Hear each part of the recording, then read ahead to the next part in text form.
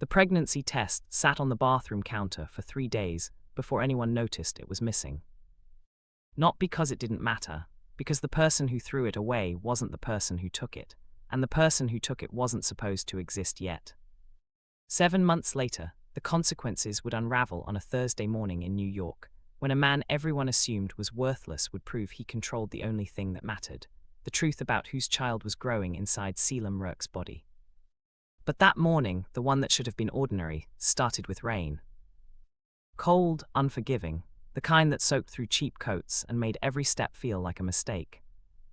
Caelum walked carefully along the cracked sidewalk off Fifth Avenue, one hand pressed against his rounded stomach, the other gripping a paper bag that smelled like warm butter and cinnamon. His pregnancy brace dug into his ribs. His lower back screamed. His doctor in Massachusetts had been clear. Your blood pressure spikes when you're anxious. Avoid stress. Hi viewers, kindly tell us where you're watching from and what time it is. Stress was all he had left. He wasn't supposed to be in New York. He wasn't supposed to be pregnant. He wasn't supposed to be bonded to an alpha who publicly humiliated him in front of Connecticut's wealthiest investors 3 months ago, accusing him of carrying another alpha's child while cameras flashed and strangers whispered. But here he was, walking, breathing, surviving. The old man sat in the same spot he always did, back against the brick wall near the corner where the Gucci storefront met the alley. His coat was worn but clean. His shoes, scuffed Brooks Brothers Oxfords, polished despite the years. His beard, streaked with silver, framed a face that looked too sharp for someone begging on the street. Caelum had been bringing him breakfast for 6 weeks. Warm rolls from a bakery near the harbor, fresh fruit, sometimes pastries wrapped in paper stamped with an orange Hermes logo because the bakery reused luxury packaging. You shouldn't waste money on me, the old man said, his voice rough but steady. Caelum knelt slowly, his knees protesting. He held out the bag. It's not waste, he said quietly. My baby deserves to grow up seeing kindness. The old man took the bag. His eyes, dark, unreadable, scanned Caelum's face, not the way people looked at pregnant omegas, not with pity or curiosity. With calculation. You're late today, the old man said. Caelum flinched. I am sorry, the rain. You're shaking. He was, his hands trembled. His heartbeat hadn't slowed since the black SUV passed him 2 blocks back. It hadn't stopped, just slowed, crawled alongside him for half a block before turning. I'm fine, Caelum lied. The old man didn't look away. Who's following you? The question landed like a fist to the chest. Caelum's breath caught. No one, I just... Don't lie to me. The words weren't cruel, they were precise, surgical. Caelum swallowed hard, his throat felt tight, his pulse hammered in his ears. Someone I used to know, he whispered, someone who doesn't want me here. The old man set the bag down slowly. He leaned forward, just enough that Caelum could see the way his jaw tightened, the way his shoulders shifted. Does he know where you live? Caelum nodded. Does he know about the baby? Another nod. The old man's eyes narrowed. Then you're not safe. The words hung in the air between them, heavy, undeniable. Caelum wanted to argue, wanted to say he'd been careful, that he'd changed his routine, that he'd stopped using his real name when he paid for things. But all of that was a lie. He wasn't safe. He'd never been safe. The old man stood slowly, not like someone weakened by age or hunger, like someone who'd been waiting. Go home, he said, lock your doors, don't answer for anyone. Caelum's chest tightened. Why are you? Because if something happens to you, it happens to that baby, and I don't let that happen twice. The last word hit differently. Twice. Before Caelum could ask what that meant, the old man turned and walked toward the mouth of the alley. His steps were measured, controlled. Not the gait of a beggar. The gait of someone who knew exactly where he was going. Caelum stood there, rain soaking through his coat, one hand still pressed against his stomach. And for the first time in months, he felt something other than fear. He felt watched. Protected. By someone who had no reason to care. But did anyway. 3 blocks away, inside a Tesla with blacked-out windows, Cyrus Harvin checked his Rolex and smiled. He'd found him. Caelum locked the apartment door 3 times. Once wasn't enough, twice felt like hope, 3 felt like survival. The studio was small, $1,700 a month for 400 square feet in a building that smelled like old coffee in someone else's laundry. The windows didn't lock properly. The radiator clanged every morning at 6. The landlord in Brooklyn hadn't asked questions when Caelum paid cash for the first 3 months up front. That was all that mattered. He set the pregnancy brace on the kitchen counter and pressed both hands against his stomach. The baby kicked, hard, right under his ribs. "I know," Caelum whispered. "I'm scared too." His phone buzzed. Unknown number. His stomach dropped. He didn't answer. It buzzed again. Then again. He turned it off. For 6 weeks he'd kept his head down, worked part-time at a bookstore in Soho that paid under the table, avoided cameras, stayed off social media, changed his route home every few days. But Cyrus wasn't stupid. Cyrus Harvin, alpha heir to the Harvin Syndicate in New Jersey, Tom Ford suits, Rolex endorsements, a smile sharp enough to cut glass, and a reputation for holding grudges. Caelum had been bonded to him for 3 months. 3 months of cold shoulders and sharp words and public appearances where Cyrus touched him just enough to make it look real. Until the night of the gala in Connecticut. The night Caelum fainted in front of 200 investors. The night Cyrus accused him, publicly, loudly, of carrying another alpha's child. The cameras had loved it, the scandal, the humiliation, the omega who dared to betray a syndicate alpha. Except Caelum hadn't betrayed anyone. He didn't even remember most of that night. He remembered the ballroom, the champagne, the way the room spun when he tried to stand, the way Cyrus's hand gripped his wrist too tight when he stumbled. And then nothing. Just white walls and antiseptic, and a doctor in Massachusetts telling him he was pregnant. 7 weeks along. The timeline didn't make sense. The bond with Cyrus had never been consummated. He'd been clear about that. "I don't waste my genetics on charity cases," Cyrus had said once, cold and clinical. So how? Caelum's phone buzzed again. Even though it was off. No, not his phone. The buzzer. Someone was at the door. His heart slammed against his ribs. He moved toward the window, careful to stay out of sight, peered through the gap in the blinds. A black SUV idled at the curb. The same one from this morning. His breath came faster, shallow, his hands shook. The buzzer rang again, longer this time. Then a voice crackled through the intercom. Caelum Rourke, open the door. Not a request. A command. He recognized the voice. Malik Draven, Cyrus's head of security, Chicago accent, 6'4", built like he'd been designed to break things. Caelum backed away from the intercom. His pulse roared in his ears. The baby kicked again, harder. "I know you're in there," Malik's voice continued, calm and flat. "Mr. Harvin wants to talk, just talk." Caelum's throat tightened. Cyrus didn't just talk. Cyrus made examples. The buzzer stopped. Silence. For 10 seconds, Caelum didn't breathe. Then footsteps. In the hallway. Outside his door. His stomach twisted. The landlord must have let them in. A knock, firm, controlled. "Mr. Rourke," Malik's voice, muffled but close, "this doesn't have to be difficult." Caelum pressed his back against the wall. His mind raced. The fire escape, too obvious, they'd be watching it. The bathroom window, too small, he wouldn't fit, not 7 months pregnant. The phone, dead. He was trapped. Another knock.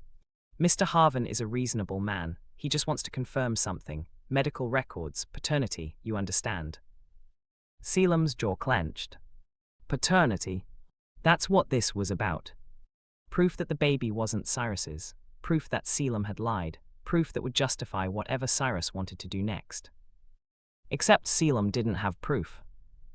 He had gaps, missing hours, a bond that didn't make sense, and a pregnancy that shouldn't exist. The doorknob rattled. Caelum's breath hitched. They were trying to get in. And he had no way out. Then voices. Low, tense. Not Malik's. Someone else. Step back. The command was quiet, but absolute. Caelum froze. The voices grew sharper, clipped, then footsteps retreating. He didn't move. Didn't breathe. 30 seconds passed. A minute. Then a soft knock, different, controlled. It's clear, a voice said, unfamiliar, deep, you can open the door. Caelum didn't. We are not with Harvin, the voice continued. We are with someone who sent us to make sure you stayed safe. Caelum's chest tightened. Who? He called out, voice shaking. A pause. The man you bring breakfast to.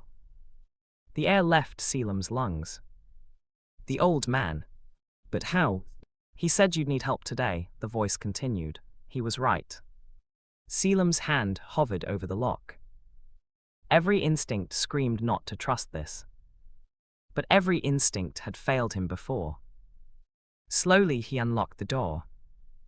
Opened it a crack. 3 men stood in the hallway. Tall, identical, dressed in dark suits that fit too well to be off the rack. Ralph Lauren, maybe John Varvatos. Triplets. Their faces were sharp, controlled, but their eyes, dark, watchful, held something Caelum hadn't seen in months. Concern. Who are you? Caelum whispered. The one in the center stepped forward. Protection, he said simply. From who? Everyone. Caelum's hands shook. Why would he? Why would some old man I bring food to send you? The triplet's jaw tightened. Because, he said quietly, he doesn't make the same mistake twice. There it was again. Twice. Before Caelum could ask, the triplet glanced down the hallway. Pack what you need, we're moving you, tonight. I'm not going anywhere with. Harvin's men are regrouping. They'll be back in less than an hour, with more people, and fewer questions. Caelum's stomach twisted.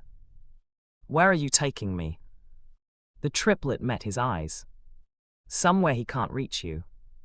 And for the first time since Connecticut, Caelum felt the weight of a choice that might actually matter. Trust strangers. Or wait for Cyrus to decide his fate. The gala in Connecticut had been perfect. Too perfect. Caelum remembered that now, sitting in the back of a sleek sedan with leather seats that smelled like new money and decisions he couldn't take back. The triplets sat in silence. 1 drove, 2 flanked him. He pressed his hand against the window and watched New York blur into New Jersey highways. The gala had been 3 months ago, October, the Harvin family's annual investor showcase at a waterfront estate in Greenwich, white tablecloths, crystal champagne flutes, a string quartet playing something classical that Caelum didn't recognize. He'd worn the suit Cyrus picked out, charcoal gray, tailored in Milan. It fit perfectly because Cyrus didn't accept anything less. Stand next to me, Cyrus had said that night. Smile when I smile, don't talk unless someone asks you a direct question. Caelum had nodded. He was good at nodding. Good at being quiet. Good at pretending the bond mark on his neck didn't burn every time Cyrus touched him in public and ignored him in private.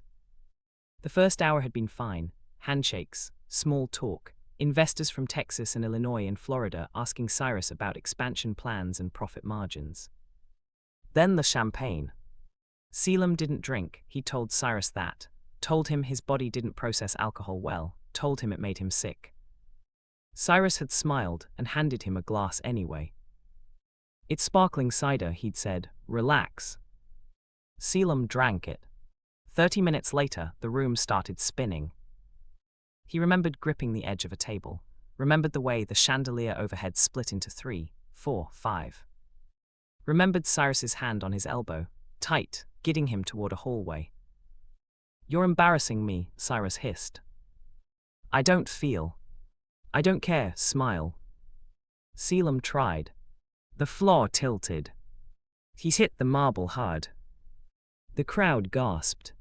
Cameras flashed. And then Cyrus's voice, loud and clear, cut through the noise. He's pregnant. Silent. Complete. Suffocating. Caelum's vision blurred. He tried to push himself up. Failed. With another alpha's child, Cyrus continued, his tone ice-cold. I've suspected for weeks. Now we have proof. The room erupted. Whispers, shock, disgust. Caelum's chest heaved. He couldn't breathe, couldn't think. Someone pulled him to his feet, not Cyrus. A stranger. Tall, dark eyes, strong hands. Ezzy, the voice said, low, steady. Caelum blinked up at him, tried to focus. The man's face blurred. Then everything went black. He woke up 6 hours later in a private medical clinic in Massachusetts. No memory of how he got there, no explanation. Just a doctor telling him he was 7 weeks pregnant. And a lawyer telling him Cyrus had already filed for bond dissolution. Public humiliation. Legal abandonment. And a pregnancy Caelum couldn't explain. The car hit a pothole. Caelum jerked forward. One of the triplets steadied him. Careful, the man said. Caelum pulled away. Where are we going? Secure location, Massachusetts. I'm not going back to. Not the clinic, somewhere else, somewhere Harvard doesn't have access. Caelum's jaw tightened. Why does your boss care? The triplet's expression didn't change. He doesn't explain himself, he just acts. That's not an answer. It's the only one you're getting tonight. Caelum's hands curled into fists. His chest felt tight. The baby kicked hard. I don't even know who he is, Caelum said quietly. The old man, I bring him food, that's it. I don't know his name. I don't know why he cares, I don't know.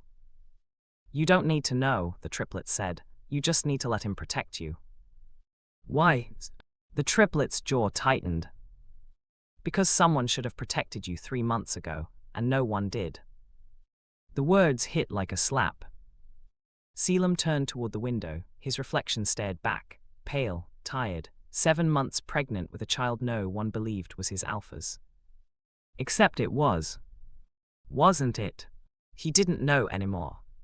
The timeline didn't fit, the bond didn't make sense. The night of the gala was a blank space in his memory.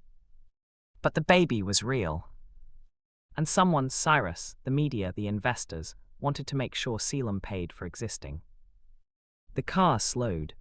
They pulled up to a gated estate, tall iron fencing, security cameras, hedges trimmed with precision.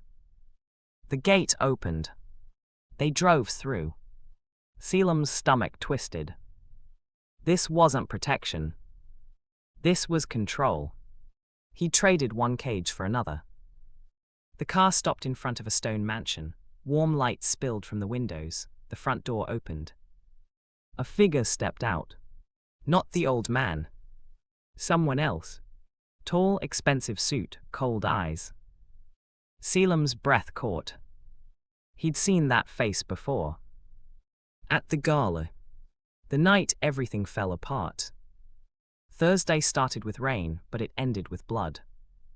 Caelum hadn't meant to go out. He'd promised himself, promised the baby that he'd stay inside, stay safe.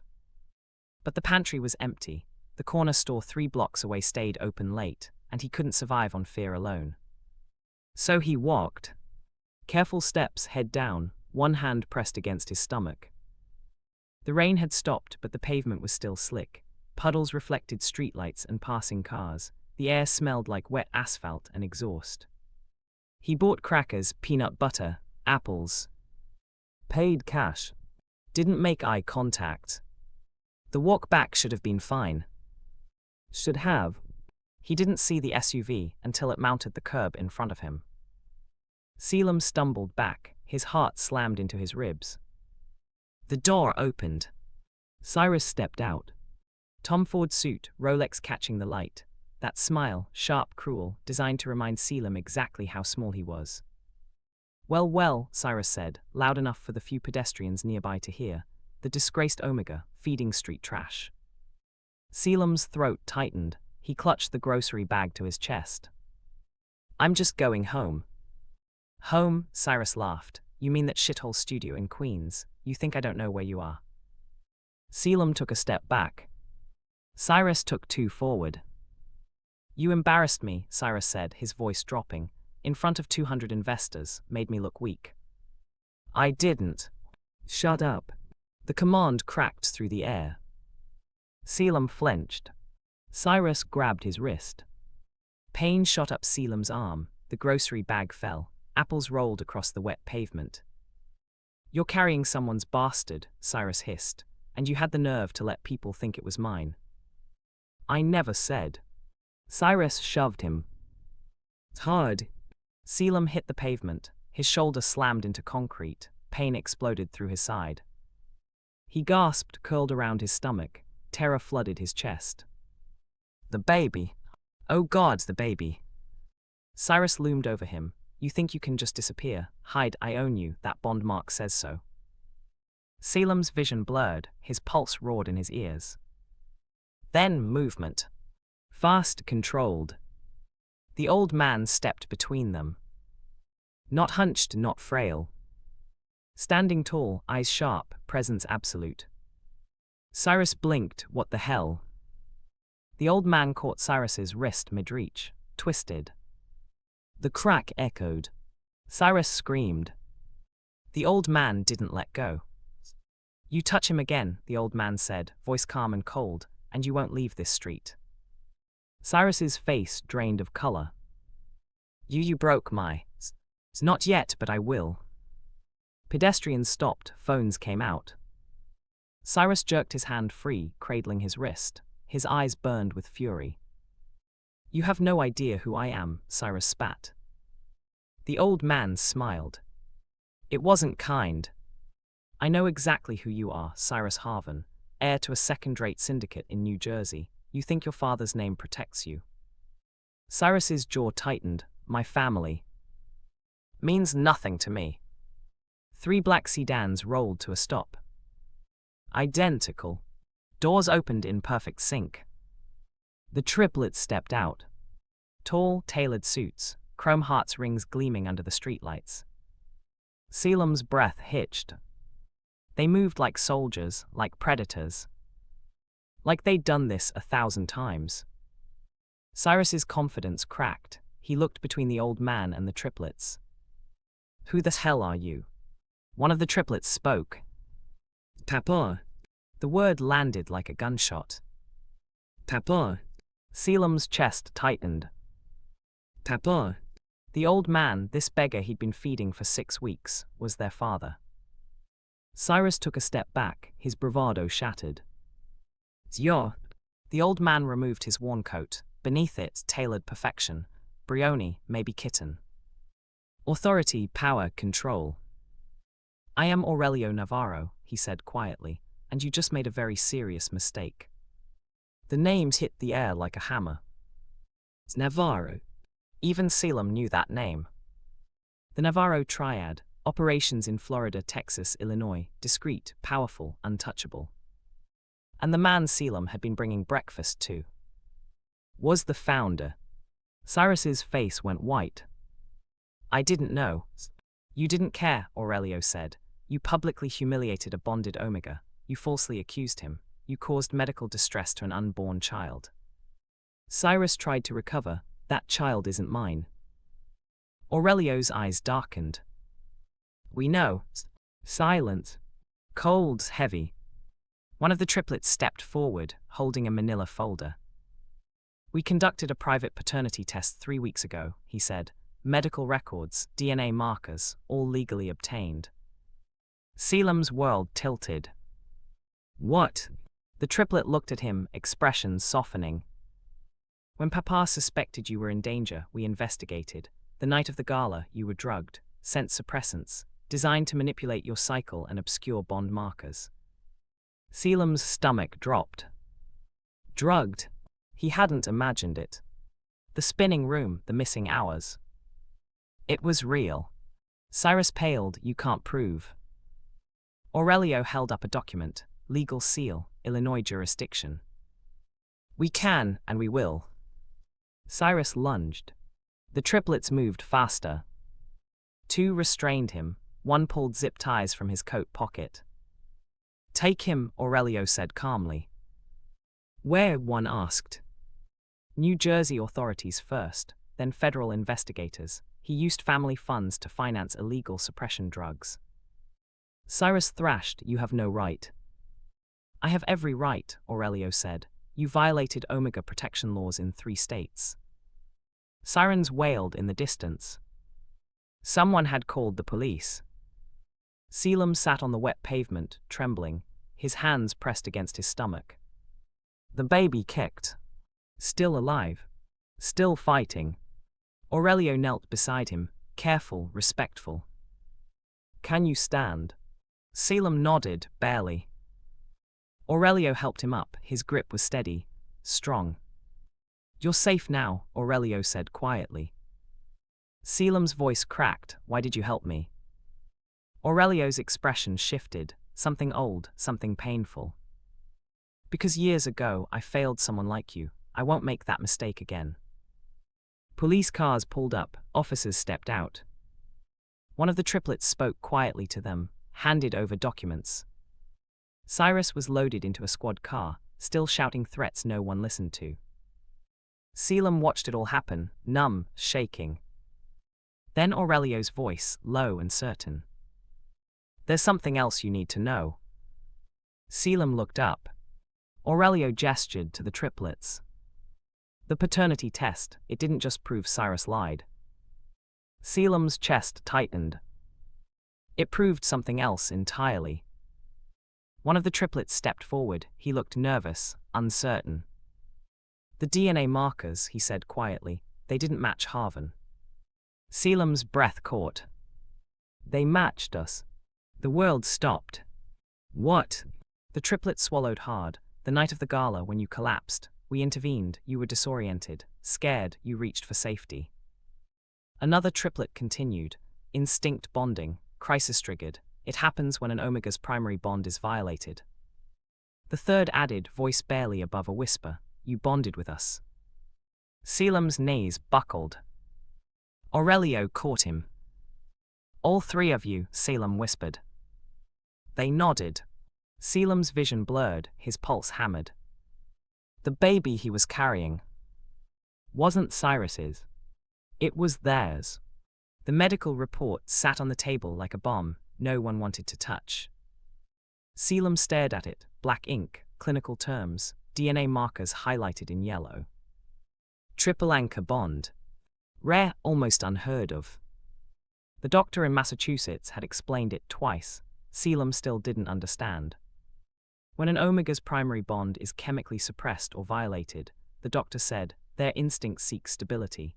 In cases of extreme distress, multiple alphas can anchor simultaneously. "But three," Caelum whispered. The doctor nodded. "It's documented, not common, but possible." Caelum looked at the triplets. They sat across from him in Aurelio's estate library, tailored suits, identical faces, but their eyes each held something different. Concern, guilt, hope. "You didn't know," Caelum said quietly. "No," one admitted. "We thought we were just helping, getting you away from Harvin." But when Papa ordered the paternity test, another began. "We found out the truth," the third finished. Silence stretched. Caelum's hands shook. He pressed them flat against his stomach. "So this baby is ours," one said carefully. "Biologically, all three of us." Caelum's chest tightened. "That's not, how does that even?" "The bond distributed genetic markers evenly," the doctor interjected. "It's a survival mechanism, ensures the child has the strongest possible foundation." Caelum's throat burned. He'd spent 3 months believing he'd betrayed Cyrus, believing he was carrying proof of his own shame. And now he was carrying 3 alphas' child. Alphas he didn't know. Alphas who were heirs to one of the most powerful syndicates in the country. "I can't," Caelum's voice cracked. "I can't do this." Aurelio, who'd been standing near the window, turned. "You don't have to decide anything tonight." "Yes, I do," Caelum said, voice rising. "Because tomorrow Cyrus's lawyers are going to start tearing me apart. The media's going to call me a liar, again, and now I have to explain that I'm bonded to 3 alphas I barely know." His breath came faster, panic clawed at his chest. The baby kicked hard. Caelum winced. One of the triplets stood. "You need to rest." "I need answers," Caelum snapped. The room went still. Caelum's hands curled into fists. Tears burned his eyes. "I need to know why this happened. Why me? Why?" His voice broke. Why does everyone keep taking choices away from me? No one answered. Because there was no good answer. Aurelio crossed the room slowly, knelt in front of Caelum. You're right, he said quietly. You deserve control, you deserve truth. Caelum looked at him, this man who'd pretended to be poor, who'd watched him for weeks, who'd orchestrated everything. Then tell me the truth, Caelum whispered. Why did you really help me? Aurelio's jaw tightened. For a long moment, he didn't speak. Then, 20 years ago, I failed to protect an Omega in my own family. My younger brother. He was bonded to an alpha who abused him, used suppressants to control him. When my brother finally tried to leave, the alpha killed him. Caelum's breath caught. I was too late, Aurelio continued. I didn't see it, didn't act fast enough, and he died because I assumed he was safe. A tear slipped down Aurelio's cheek. I swore I would never let that happen again. So when I saw you, 7 months pregnant, walking alone, flinching at every car, I knew you were in danger, and I couldn't walk away. Caelum's chest ached. You don't owe me anything, he said quietly. I owe my brother everything, Aurelio said, and protecting you is how I honor him. Silence settled over the room. One of the triplets spoke. We don't expect you to accept us, or this bond, we just want you safe. Another added, and the baby, we want to make sure the baby is safe. The third said nothing, but his eyes, dark, steady, held something that looked like longing. Caelum closed his eyes. He was so tired. Tired of running, tired of being afraid, tired of carrying weight he didn't ask for. But the baby kicked again. Gentle this time. Reminding him.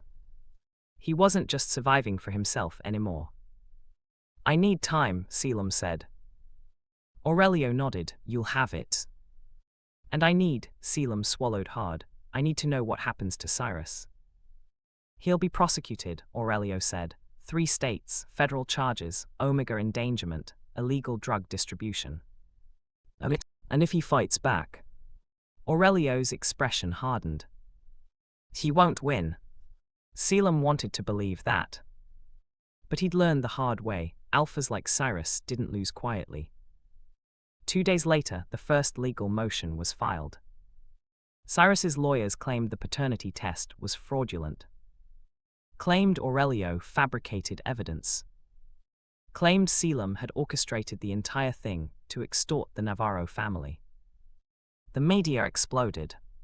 Headlines screamed. Omega scandal, triple alpha bond or elaborate fraud. Navarro family accused of witness tampering. HLVRN claims setup. Caelum sat in the estate library, staring at his phone. Every notification was another attack. Another accusation. Another reminder that the world didn't believe him. One of the triplets, Caelum, the one who spoke least, sat beside him. Don't raid them, he said quietly. Caelum set the phone down. They think I'm lying. They don't matter. Yes, they do, because if the court believes them. They won't. Caelum looked at him. How do you know? Caelum's jaw tightened. Because we have something Cyrus doesn't. What? The truth and enough power to make sure it's heard. But even as he said it, doubt flickered in his eyes. Because the truth didn't always win. Sometimes it just got louder. And Cyrus Harvin had spent his entire life learning how to control the narrative. Outside, storm clouds gathered. And somewhere in New Jersey, Cyrus smiled. The DNA report came back incomplete. Not wrong, not falsified. Incomplete. The lab technician in Illinois called at 7 in the morning. His voice was careful, too careful. Mr. Navarro, we ran the samples 3 times. Aurelio stood in his office, phone pressed to his ear. And? The markers are there, triple anchor bond confirmed. But what? A pause. There's a secondary genetic signature we can't isolate. It's faint, almost undetectable, but it's present.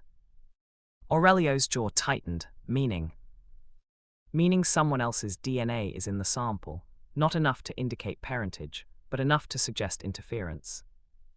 The line went quiet. Aurelio's mind raced. Interference. Chemical, deliberate. Someone had tampered with Caelum's biology at the gala. Not just suppressants. Something else. Can you identify the signature? Aurelio asked. Not with what we have, we'd need the original source, blood samples from the night of the event. Those don't exist anymore. Then we have a problem. Aurelio ended the call. He stood at the window, watching dawn break over the Massachusetts coast.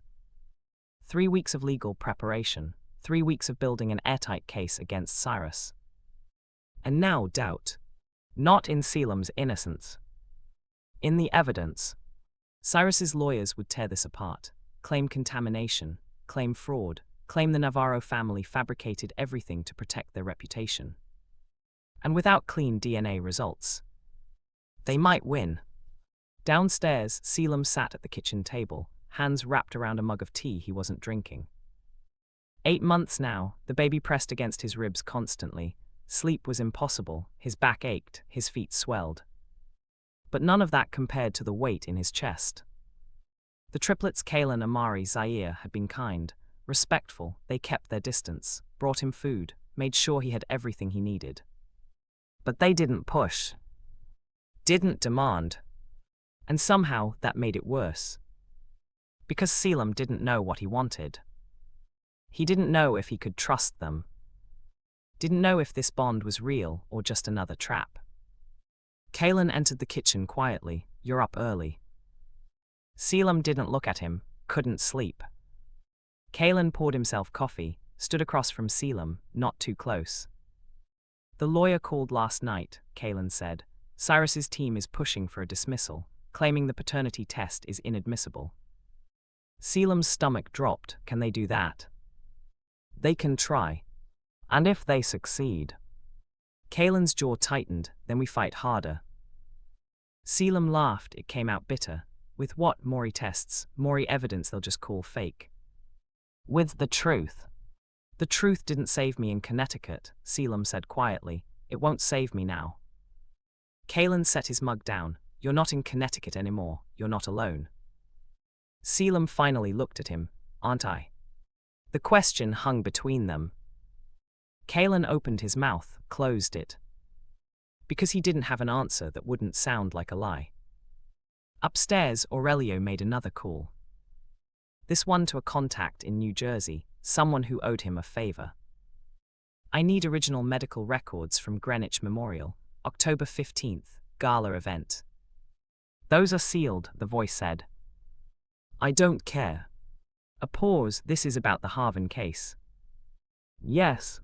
Aurelio, if I pull those records and they trace it back to me. They won't. You can't promise that. I can, and I am. Silent. Then I'll see what I can do.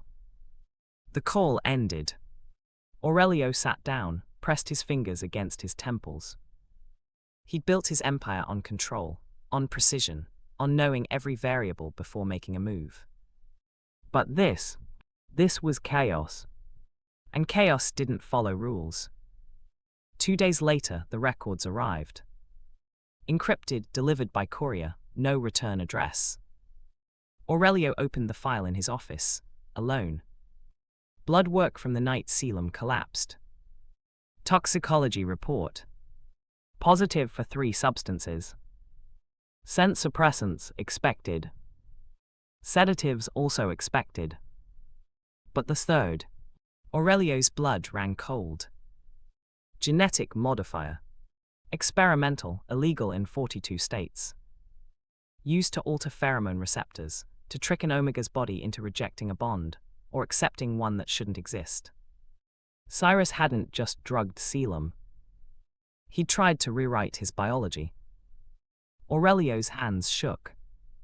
This wasn't humiliation. This was assault.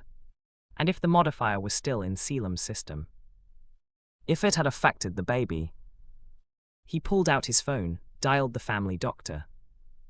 I need a full screening, immediately, genetic modifier exposure. I'm sending you the compound details now. Aurelio, if this is what I think it is. It is. Then we need to move fast, if it's been in his system for months. I know. The doctor hesitated. Does he know? Aurelio closed his eyes. Not yet. You need to tell him, today. Aurelio ended the call. He sat in silence. Outside, a storm gathered, dark clouds rolling in from the Atlantic. He'd promised Caelum truth. But this truth might break him.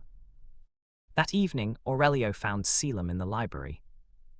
He was reading, or pretending to. The book sat open on his lap, but his eyes weren't moving. We need to talk, Aurelio said. Caelum looked up. Something in Aurelio's tone made his stomach twist. What happened? Aurelio sat down across from him. We found the original medical records from the gala. Caelum's breath caught, and you were given 3 substances that night, not just suppressants. Caelum's hands tightened on the book. What else? A genetic modifier, experimental, designed to alter omega biology. The room tilted. Caelum's vision blurred. What does that mean? Aurelio's voice was steady. Careful, it means Cyrus didn't just drug you, he tried to manipulate your bond receptors, to force a rejection, or what? Aurelio met his eyes, or to make you bond with someone else, someone he controlled. Caelum's chest heaved. The baby. We don't know yet, we're running tests, but we need to do it now. Caelum stood, stumbled. Aurelio caught him. I can't, Caelum's voice cracked. I can't do this anymore. I know. Every time I think I understand what happened, it gets worse. Aurelio's grip tightened. I know. Caelum pulled away. Tears streamed down his face. What if the baby isn't? He couldn't finish the sentence. Then we deal with it, Aurelio said, together. Caelum shook his head. You don't owe me this. Yes, I do. The words were quiet, absolute. Caelum looked at him, this man who'd lost a brother, who carried guilt like a second skin. You can't save everyone, Caelum whispered. No, Aurelio said, but I can save you. The next morning, the test results came back. The genetic modifier had broken down in Caelum's system. No permanent damage. No impact on the baby. But it confirmed something else. The modifier had been designed to force a bond with someone specific. Not Cyrus. Someone else. Someone whose genetic markers were already in the system. The triplets. Cyrus had tried to engineer the bond. Not out of love, not out of protection. Out of control. He'd wanted Caelum bonded to the Navarro heirs, wanted leverage over Aurelio's family. But the plan backfired. Because the bond that formed wasn't forced. It was real. Crisis-triggered, instinct-driven. The modifier hadn't created the bond. It had tried to corrupt it. And failed. When Caelum heard the news, he didn't cry. He didn't scream. He just sat in silence. Processing. Finally he spoke. So Cyrus wanted to use me, to get to you. Aurelio nodded. And the bond with your sons was real, Caelum said quietly. He stood in the doorway with his brothers. The modifier didn't cause it, it just tried to. Caelum's hands pressed against his stomach. So this baby is ours, Zaire said, completely. Caelum closed his eyes. For the first time in months, the weight lifted. Not completely, but enough to breathe. Outside, lightning cracked across the sky. And in New Jersey, Cyrus's lawyers received a new piece of evidence. One that would destroy him. The courtroom in Newark smelled like old wood and desperation. Caelum sat in the front row, hands folded over his stomach, 8 months pregnant, exhausted but present. He'd refused to stay home. I need to see this, he'd told Aurelio. I need to watch him lose. The triplets sat on either side of him, not touching, just there. Cyrus entered in handcuffs. His Tom Ford suit was gone, replaced with county-issued grey, his Rolex confiscated, his confidence shattered. He looked at Caelum. Caelum looked back and didn't flinch. The prosecutor stood, a woman from Illinois, sharp suit, sharper eyes. Your Honor, the evidence is clear. Mr. Harvin drugged the complainant with 3 controlled substances, including an illegal genetic modifier designed to manipulate omega biology. Cyrus's lawyer objected. The modifier was never proven to be administered by my client. Security footage from the gala shows Mr. Harvin personally handing the complainant a drink. Toxicology confirms the substances entered his system within 30 minutes of consumption. The lawyer tried again. Correlation isn't causation. The prosecutor smiled. Then perhaps Mr. Harvin can explain why his financial records show a payment of $50,000 to a black market pharmaceutical supplier 2 weeks before the gala. The courtroom erupted. The judge banged his gavel. Order. Cyrus's face went white. His lawyer whispered urgently in his ear. Cyrus shook his head. The prosecutor continued. The genetic modifier was designed to force omega bonding. Mr. Harvin intended to bond the complainant to a third party as leverage against the Navarro family. Maury whispers. Maury's shock. Caelum's chest tightened. This was it. The truth out loud in front of witnesses. The judge looked at Cyrus. Do you have anything to say? Cyrus stood slowly. His eyes burned with rage. He's lying, Cyrus said. All of this is fabricated. The Navarros are criminals. Everyone knows it. They're using him too. To what? The prosecutor interrupted. To expose you for assault, for bond violation, for attempting to manipulate a federal protected class. Cyrus's jaw clenched. I didn't. You did, the prosecutor said, and the evidence proves it. She held up a document. DNA analysis, compound traces, financial records, witness testimony from 3 medical professionals. The judge reviewed the documents. Silence stretched. Finally he spoke. Mr. Harvin, you are hereby charged with omega endangerment, illegal pharmaceutical distribution, and bond manipulation. Bail is denied. Sentencing will be scheduled for. This is a setup, Cyrus shouted. You can't. 2 officers restrained him. Cyrus fought, screamed, threatened. But no one listened. He was dragged from the courtroom. Still shouting. Still refusing to accept the truth. The gavels fell. Court is adjourned. Caelum didn't move. He sat there, staring at the empty seat where Cyrus had been. It was over. Legally, publicly. Over. But the weight in his chest didn't lift. Because justice didn't erase trauma. It just stopped it from happening again. Outside the courthouse, reporters swarmed. Cameras flashed. Questions shouted. Mr. Rourke, how do you feel? Are you still bonded to the Navarro heirs? What's next for you? The triplets formed a wall around him. Aurelio stepped forward. Mr. Rourke has no comment at this time.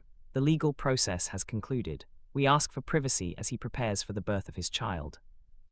Maury questions. Aurelio ignored them. He guided Caelum toward a waiting car. Inside, Caelum exhaled. His hands shook. Caelum reached over, hesitated. Then gently took Caelum's hand. You did it, Caelum said quietly. Caelum looked at him. We did it. Amari, sitting across from them, nodded. He'll never hurt you again. Zaire added, or anyone else. Caelum closed his eyes. For the first time in months, he let himself believe it. 2 weeks later, the media coverage shifted. Cyrus's empire collapsed.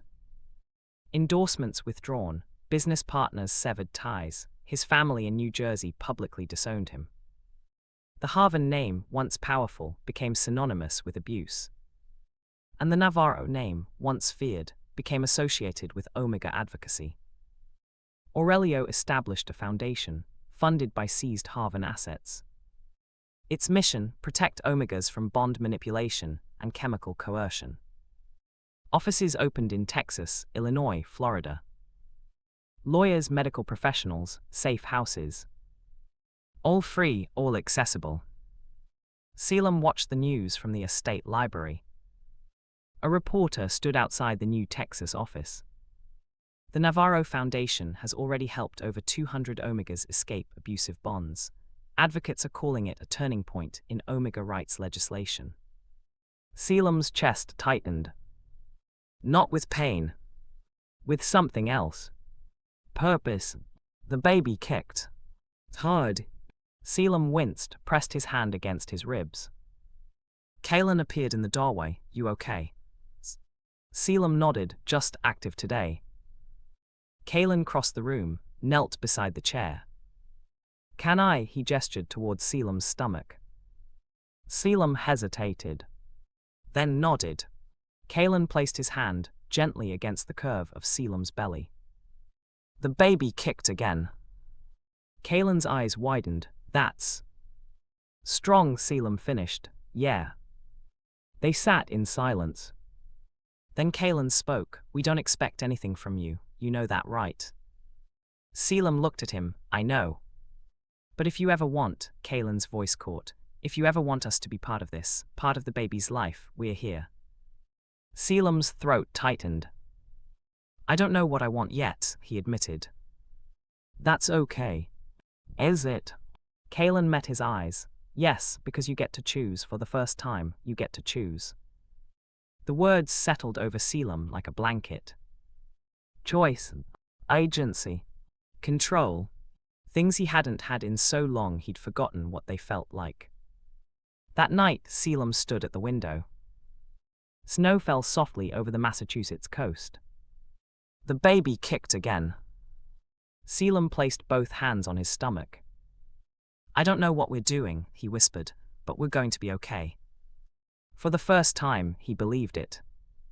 But belief didn't stop the fear.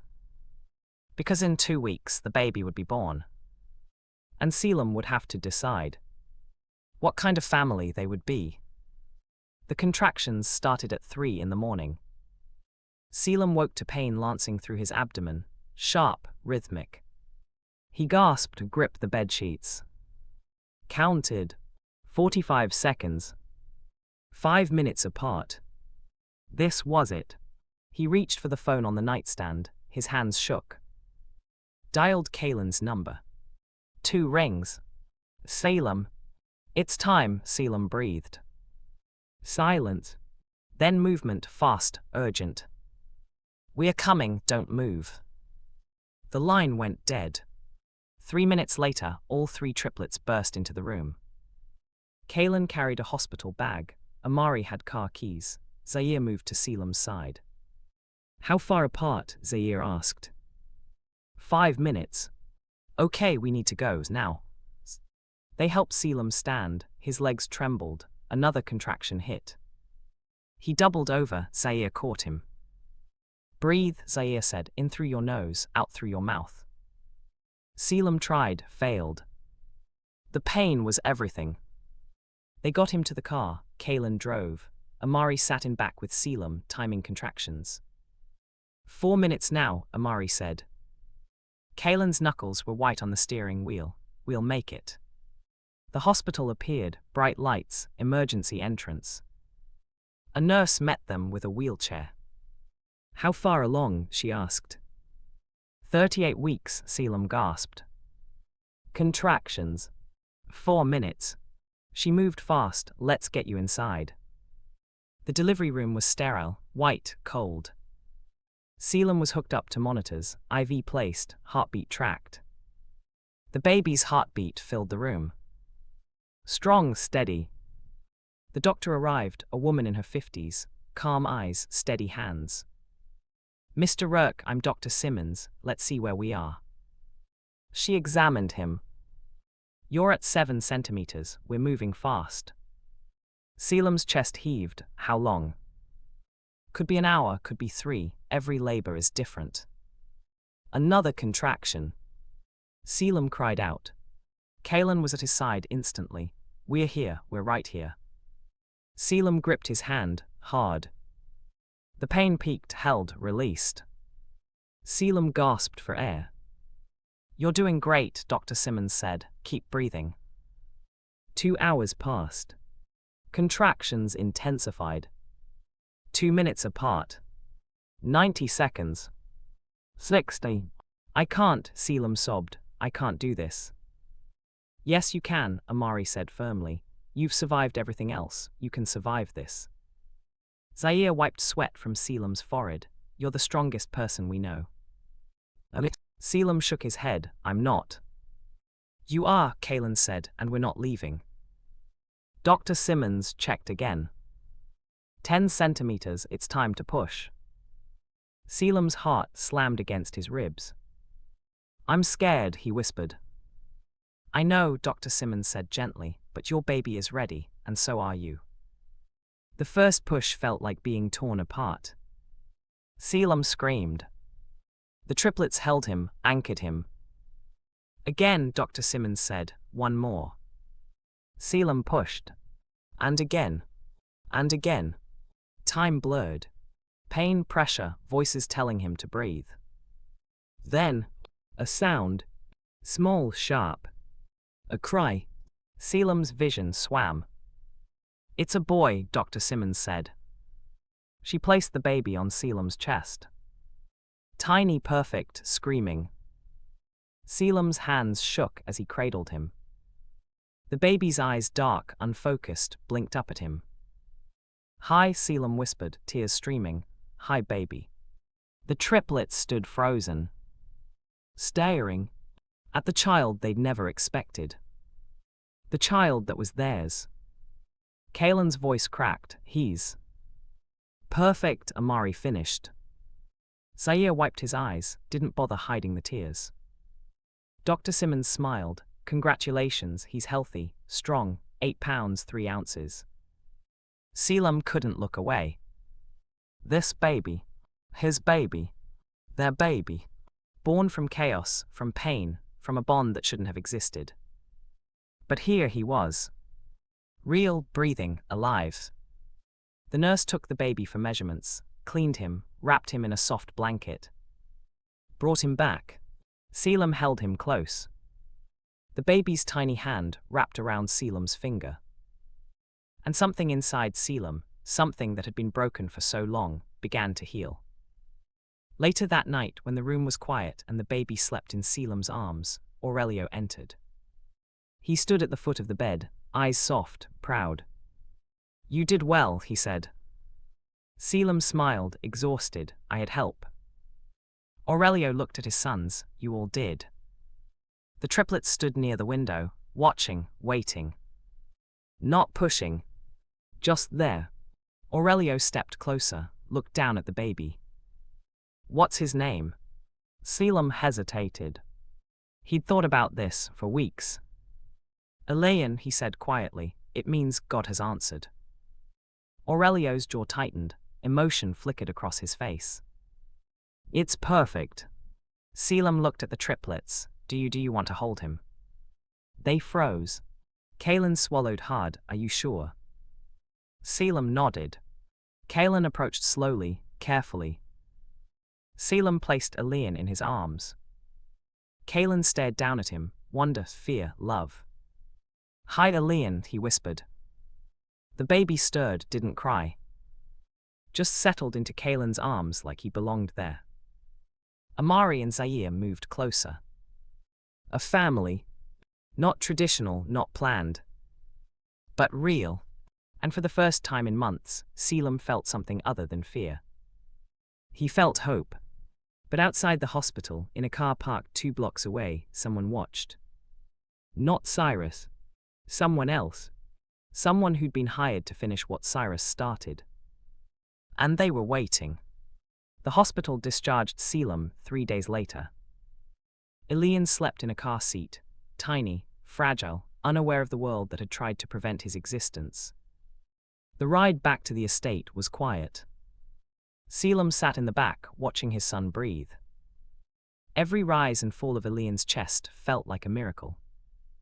The triplets had been careful, respectful. They took turns holding Elian, changed diapers, learned how to soothe him when he cried. But they didn't assume. Didn't claim. They waited for Caelum to decide. And Caelum still didn't know. He cared about them, trusted them. But trust wasn't the same as love. And love wasn't the same as commitment. The estate came into view. Snow covered the grounds, warm light spilled from the windows. Home, or something close to it. Aurelio met them at the door. "Welcome back," he said. Caelum smiled, "Thank you." Inside, the nursery had been prepared. Crib, changing table, soft blankets in shades of blue and grey. Caelum placed Elian in the crib, watched him sleep. Caelum appeared in the doorway. "Can I come in?" Caelum nodded. Caelum stood beside him, both of them watching Elian. "He looks like you," Caelum said. Caelum huffed a quiet laugh. "He looks like a baby. A beautiful baby." Silence settled. Then Caelum spoke. "I know you don't owe us anything. I know this bond happened because of trauma, not choice." Caelum looked at him. "But I want you to know," Caelum continued, "we're not going anywhere. Whether you choose us or not, we'll be here, for Elian, for you." Caelum's throat tightened. "Why?" "Because you deserve people who stay." The words broke something open in Caelum's chest. He turned away, wiped his eyes. "I don't know how to do this," he admitted. "Neither do we," Caelum said, "but we'll figure it out together." Caelum wanted to believe that. But belief required letting go of fear. And fear was the only thing that had kept him alive. That night, Caelum woke to crying. "Elian!" He stumbled out of bed, moved to the crib. Elian's face was red, his tiny fists clenched. Caelum picked him up, rocked him, whispered soothing words. But Elian wouldn't stop. Panic rose in Caelum's chest. What if something was wrong? What if he was a terrible parent? What if... A knock. Zaire stood in the doorway. "Need help." Caelum's voice cracked. "I don't know what's wrong." Zaire crossed the room, gently touched Elian's forehead. "He's not warm, probably just hungry or needs changing." Caelum checked, diaper dry. "Hungry then," Zaire said. He helped Caelum prepare a bottle, showed him how to test the temperature. Elian latched on immediately, stopped crying. Caelum exhaled. "You're doing fine," Zaire said quietly. "I feel like I'm failing." "You're not, you're learning. That's what every parent does." Caelum looked at him. "Even you." Zaire smiled, "Especially us." They sat in silence while Elian ate. Then Zaire spoke. "My uncle, Aurelio's brother, he used to say that family isn't about perfection, it's about showing up." Caelum swallowed hard. "You all keep showing up." "Because we want to." "Why?" Zaire met his eyes. "Because you matter, and so does he." Caelum's chest ached. He wanted to believe them. Wanted to trust that this, whatever this was, could last. But every time he started to hope, the past whispered that it wouldn't. The next morning, Aurelio called a meeting. In his office, just the adults. Elian slept in a bassinet nearby. "Cyrus was sentenced yesterday," Aurelio said. 15 years, no parole. Caelum's breath caught. 15 years. Elian would be in high school before Cyrus walked free. His assets were seized, Aurelio continued, distributed to Omega advocacy programs across 6 states.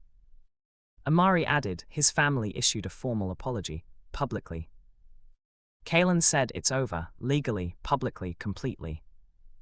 Caelum looked at Elian. It was over. But the weight didn't lift. Because justice didn't erase the past.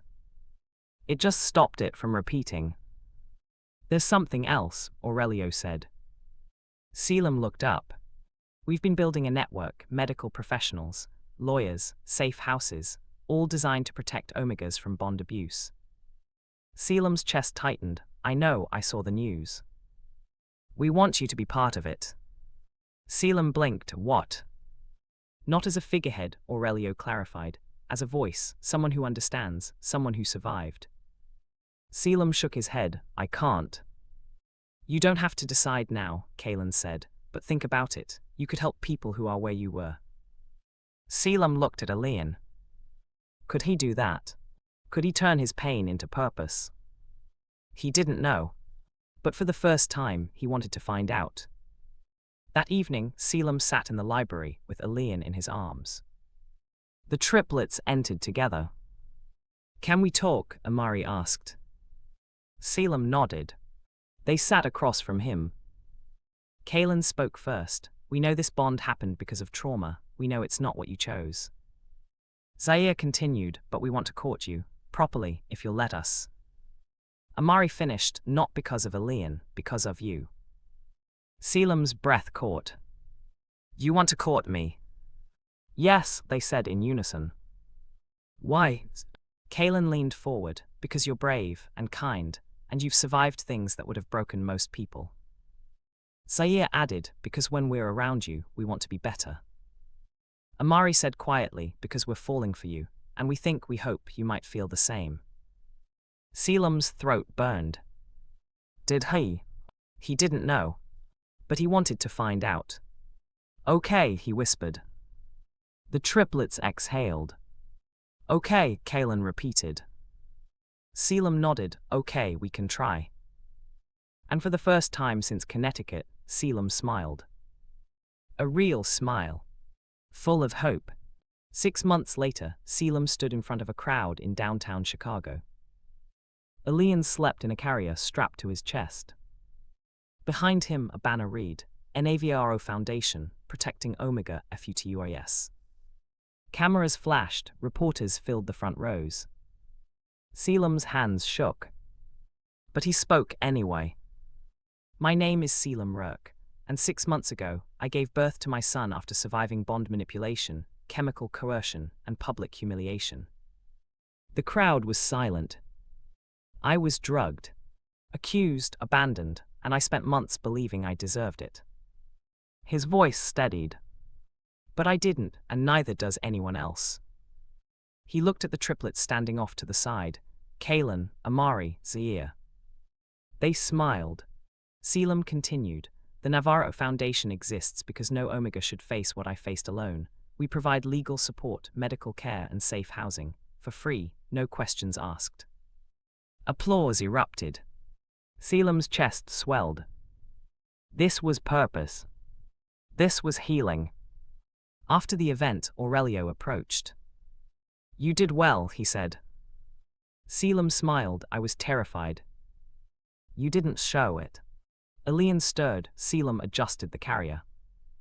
He's getting big, Aurelio observed. Too big, I can barely carry him anymore. Aurelio's expression softened. You're a good father. Caelum's throat tightened. I'm trying.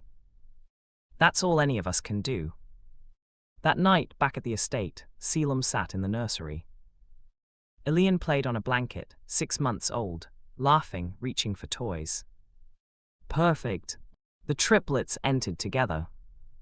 They'd been courting Caelum for months now, slowly, carefully. Dates, conversations, shared moments with Elian. No pressure, no demands. Just presence. And Caelum had fallen. Not all at once, but gradually, like learning to trust the ground beneath his feet again. Can we talk? Caelum asked. Caelum nodded. They sat around him. Amari spoke first. We know this bond started in chaos. Zaire continued, but we don't want it to stay that way. Caelum finished. We want to build something real, something you choose. Caelum's chest ached. I already chose, he said quietly. The triplets froze. What? Caelum looked at them, at the men who'd protected him, who'd shown up every day, who loved his son like their own. I choose you, he said, all of you. Caelum's eyes filled with tears. You mean? I mean I want this, I want us, I want to build a family together. Amari exhaled, relief, joy. Zaire smiled, wiped his eyes. They moved closer, careful, respectful. Caelum cupped Caelum's face. Are you sure? Caelum nodded. I'm sure. And when Caelum kissed him, it felt like coming home. Amari and Zaire joined, not possessive, not demanding. Just present. Just theirs. When they pulled back, Elian was watching. He clapped his tiny hands. They laughed, and for the first time in Caelum's life, he felt whole. Not because someone completed him, but because he'd finally learned to complete himself and let others walk beside him. Months turned into years. The foundation expanded, offices in 12 states, thousands of Omegas helped. Cyrus remained in prison, his name forgotten. The Navarro family became synonymous with protection, with justice. And Caelum. Caelum became a voice for the voiceless. A father, a partner, a survivor who refused to stay silent. Elian grew, strong, happy, loved by 4 parents who would die for him. And every morning, Caelum still brought breakfast. Not to a beggar, to Aurelio, who sat at the head of the table, smiling as his grandsons argued over who got to feed Elian. It wasn't the family Caelum had imagined, but it was the family he'd built. Through pain, through choice, through love. And that was enough. Most people would never know the protection existed. The quiet work, the unseen battles. And that was exactly why it worked. Because power wasn't about dominance. It was about protection. Humiliation didn't define Omegas. Truth restored them. And sometimes, the alpha who looked poorest held the greatest wealth of honor. Kindness had led to truth. Truth had delivered justice. Justice had given birth to family. And this time, there were no disguises left. Thank you for watching this powerful story of survival, justice, and love. If this story moved you, please subscribe to our channel and turn on notifications so you never miss another inspiring tale. Share your thoughts in the comments below. Your words might be exactly what someone else needs to hear today. Together, we create a community of hope and healing. See you in the next story.